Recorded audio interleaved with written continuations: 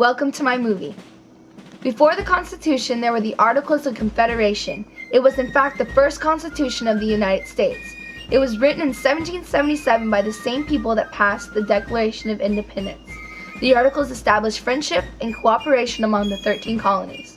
The Articles were created during the Revolutionary War. They were written to avoid a strong central government. The Articles placed the majority of the power with the individual states. During this period of our history, there were actually 13 territories. The 13 colonies were the 13 British colonies in North America, separately chartered and governed, that signed the Declaration of Independence in 1776 and formally broke with the Kingdom of Great Britain, leading to the American Revolutionary War. Under the Articles, each of the states retained their freedom. Each state sent a representative. These individuals made up a group called the Congress. The Congress voted on laws and rules for the running of the country.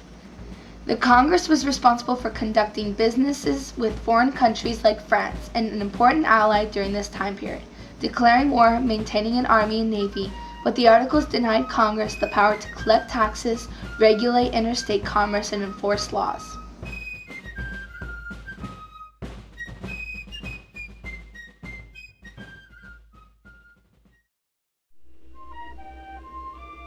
A man named Daniel Shay organized farmers throughout New England to protest laws that increased taxes and demanded immediate debt repayment.